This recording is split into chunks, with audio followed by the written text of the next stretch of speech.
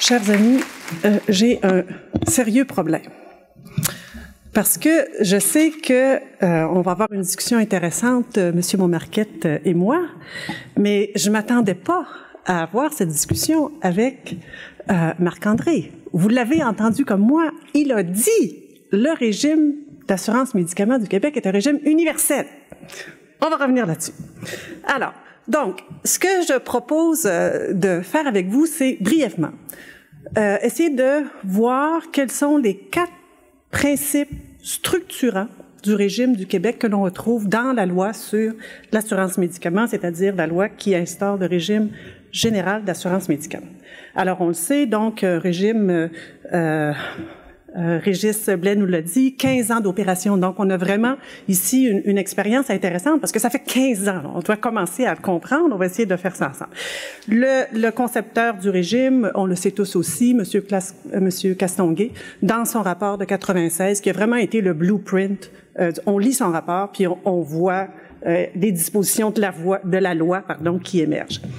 Alors, là, c'est toujours difficile de prendre un régime, puis de dire, écoutez, puis on le reconnaît tous, il y a eu un pas en avant de fait avec ce régime. Il y a un atout majeur, puis je pense que il faut toujours le répéter, et les 4 premiers, on l'a dit, le gros avantage de ce régime, le pas majeur qu'on a fait, c'est que toute la population du Québec est couverte. Alors, ça, c'est majeur, sauf que mon hypothèse, c'est que c'est un pas qui est un cul-de-sac. C'est-à-dire que c'est pas parce qu'on avance que c'est nécessairement positif ou bien si on est pris dans un cul-de-sac. Et je pense que c'est ce qui se passe avec le régime québécois. 3 grands régimes d'assurance dans le secteur de la santé au Québec. Si on les prend historiquement, hospitalisation, régime d'assurance pour les hôpitaux, ensuite les médecins, assurance maladie, et enfin, le régime d'assurance médicaments. Et c'est là où je vais prendre une position différente ou une terminologie différente de ce que Marc-André a dit. Je dis tout le temps à mes étudiants, si vous entendez quelqu'un dire que le régime d'assurance médicaments est un régime universel, il faut tout de suite se lever et dire c'est faux. Le régime d'assurance médicaments n'est pas un régime universel.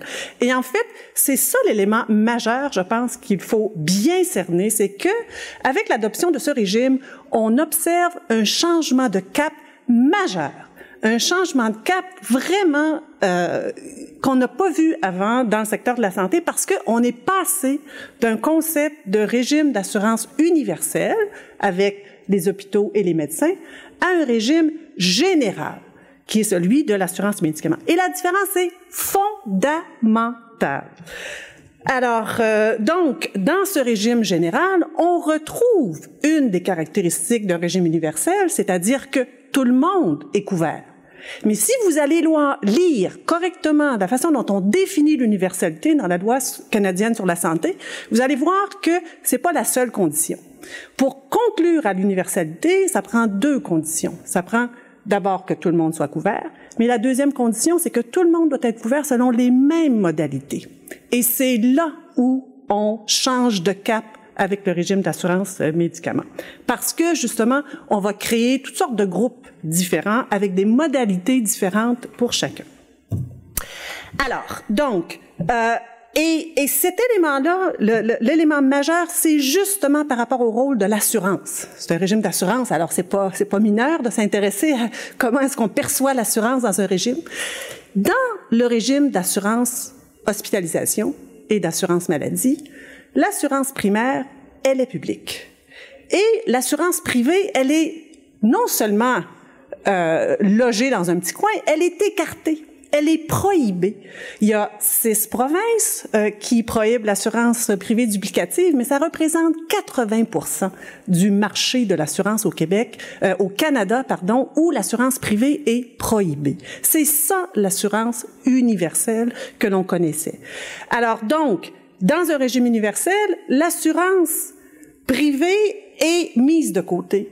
Tandis que dans un régime général, comme le régime d'assurance médicaments au Québec, on lui réserve des marchés privilégiés. C'est vraiment l'antithèse par rapport à ce que l'on connaît avec un régime universel. Donc, des marchés de premier choix qui sont réservés à l'assurance privée.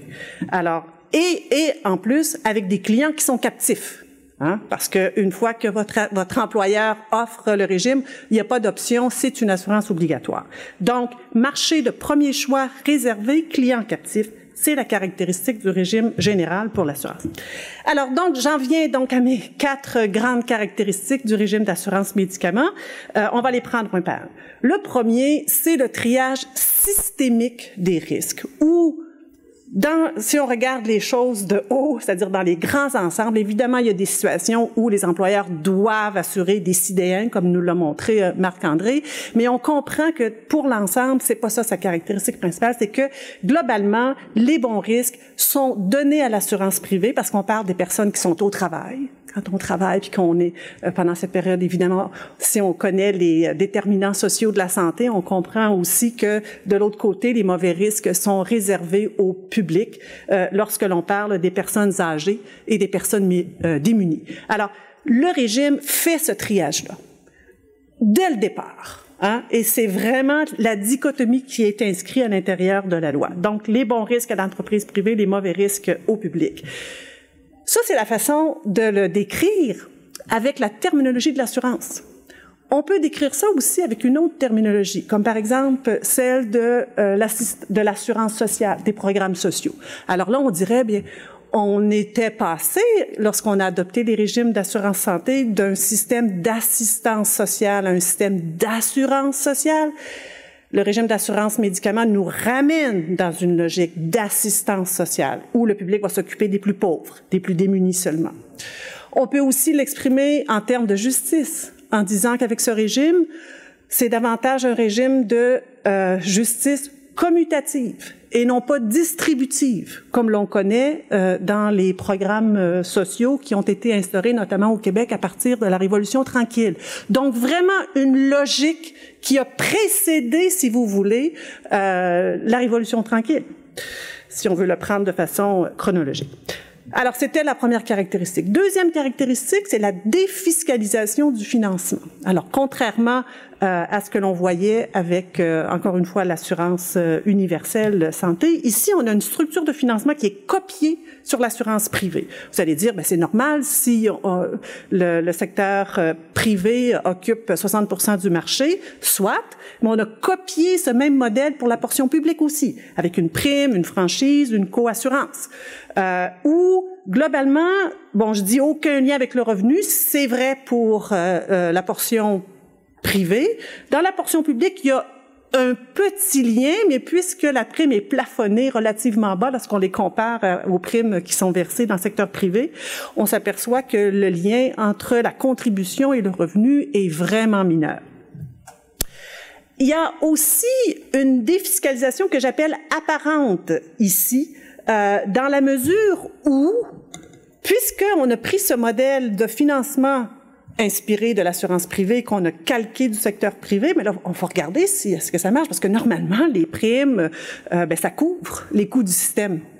Mais dans la portion publique, et là, j'ai ressorti les rapports de l'assurance, de la Régie de l'assurance maladie depuis 98, et on se rend compte que au départ, même au départ, 98, ces primes ne couvraient que 30% des coûts du système. Et là, je compte même pas la coassurance et la franchise là, qui sont assumées par le patient.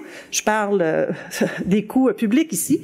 Et aujourd'hui, même si on a augmenté les primes et la coassurance, cette contribution assurantielle, si vous voulez, elle ne couvre que 23% du système. Alors, on se rend compte que ce modèle de financement calqué sur l'assurance privée est un leurre, parce que on ne couvre même pas le quart des coûts. Troisième caractéristique, les outils fiscaux qui normalement appartiennent à l'appareil public ont été accordés ici à l'assurance privée. D'une part, l'assurance obligatoire. Ce qu'on paie de façon obligatoire, normalement, ça s'appelle des impôts. Ici, c'est la contribution à l'assurance. Et qui bénéficie d'une perception à la source. Perception à la source aussi, tout ce qu'on connaissait, c'était l'impôt ou les cotisations syndicales. Là, on a la contribution à l'assurance. Et évidemment, l'assureur privé reçoit le bénéfice à travers cette structure-là de ne gérer que des régimes collectifs. Parce que les personnes qui ne peuvent pas bénéficier d'un régime collectif, évidemment, ils se retrouvent à la RAMQ. C'est la catégorie qu'on appelle les adhérents. Et enfin, la quatrième caractéristique, bien, c'est ce que j'appelle le désamorçage total d'une solidarité entre tous les segments de la population. Et le fait que la solidarité soit ainsi désamorcée, on peut le voir sur deux plans. D'abord, il y a sur le plan synchronique, parce qu'on ne voit aucun interfinancement entre la portion privée et la portion publique du régime. On a créé ces deux méga pools, celui de la RAMQ, celui des régimes privés. Mais même dans la portion privée, on va segmenter, comme nous l'a expliqué Marc-André, par entreprise. Alors, si on se retrouve dans une entreprise où encore une fois, on peut même penser en termes de déterminants sociaux de la santé, dans certains types d'entreprises, les travailleurs vont être susceptibles d'avoir plus de besoins en matière de médicaments, ce qui veut dire normalement des salaires plus bas aussi, et donc vont devoir contribuer beaucoup plus globalement au régime que dans d'autres entreprises à haut revenu et à besoins de santé moins.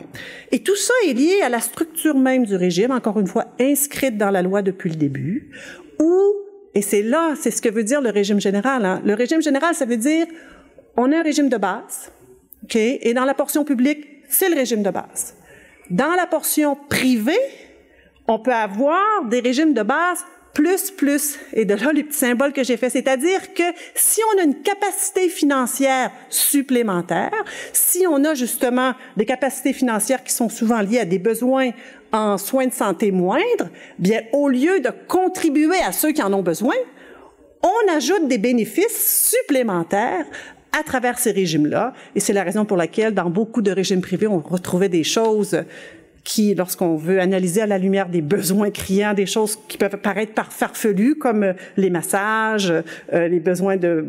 Pas que... Vous comprenez? Donc, on ajoute des bénéfices supplémentaires parce qu'on dispose d'une capacité supplémentaire qui ne bénéficie pas aux réels besoins.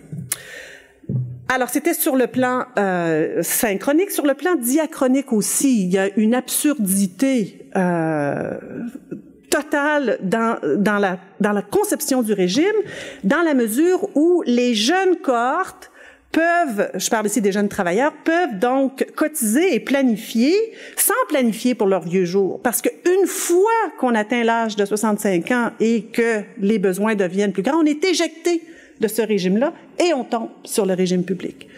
Alors, donc, il y a une absence de solidarité entre les générations aussi à travers le régime. Et donc, ce système que moi j'appelle socialement dysfonctionnel, bien, il est maintenant présenté par certaines personnes comme étant un nouveau modèle qui pourrait servir à inspirer la révision de notre régime d'assurance santé. Je parle ici de l'assurance hospitalisation ou de l'assurance maladie. Monsieur Claude Castonguay l'a proposé dans différents rapports, notamment dans le rapport sur le financement des soins de santé.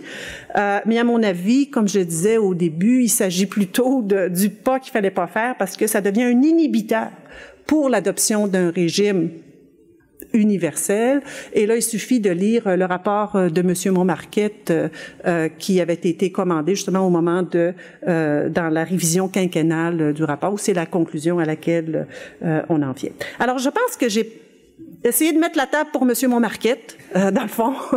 Je vous remercie.